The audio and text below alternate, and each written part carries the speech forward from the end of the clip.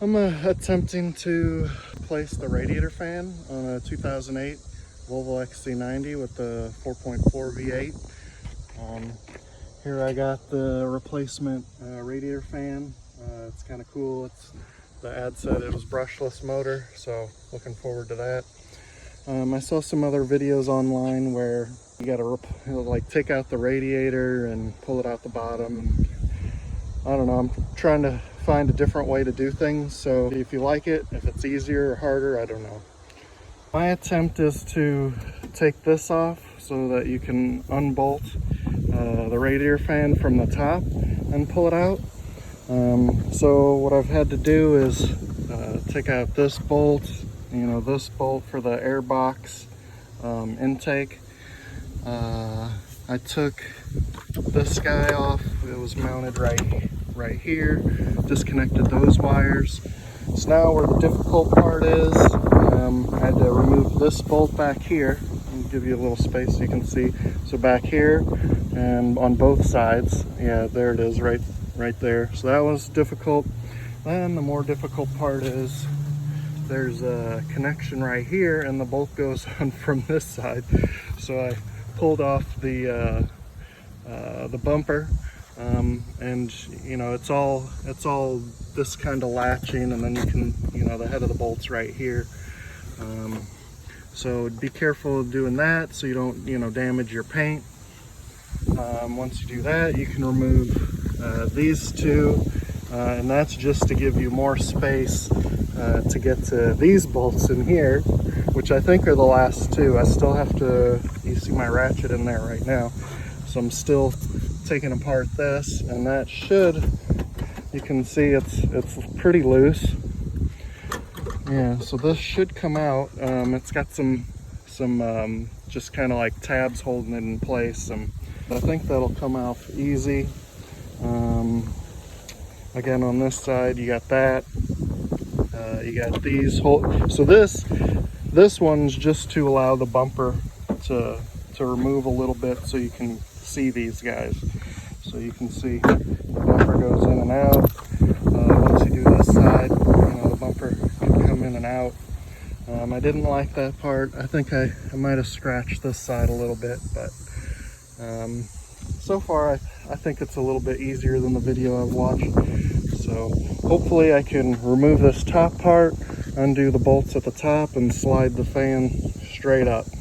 So for removing the corner of the bumper, I started in this corner, used this tool right here, then I was able to kind of pull it out. They make some plastic body tools that work a little better. Usually not into body work. So also to note, the headlights, they actually have a quick release, so you pull these things out here and here, and the headlight just slides out. I've decided not to unplug them, but I probably should. I'm just letting them dangle. Okay, you can see how long this prong is for locating this piece. Next, I need to be able to pull this over this. I'm sure there's a better way, but I think I can just flex it out of the way. And then the same thing on this side. Hopefully I can get this up and out. Okay, so I don't know how you feel about this, but I loosened the fender bolts on the top so I could flex this out of the way a little bit. I was able to get this on top. Now I can see the bolts for the fan.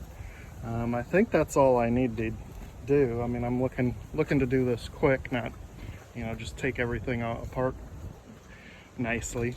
So we'll move on to the next step, hopefully getting the fan out.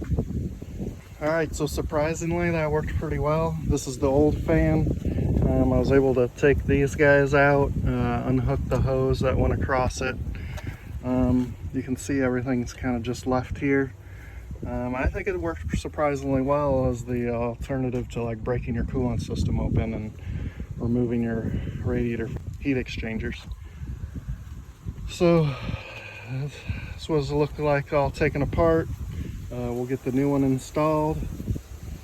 All right, for installation alignment, all you're doing is making sure this tab slides in here, kind of locates it. When you're looking down, let's see if I can get that to focus. When you're looking down here, just, you know, make sure the edge of the shroud doesn't like damage your heat exchanger. So there's another alignment, so that'll keep it tucked in to the radiator. And then we'll just tighten these up, attach the hose back into the groove, and start the rebuild process. Okay, so before I put everything back together, I'm going to take my connector, plug it into the new fan.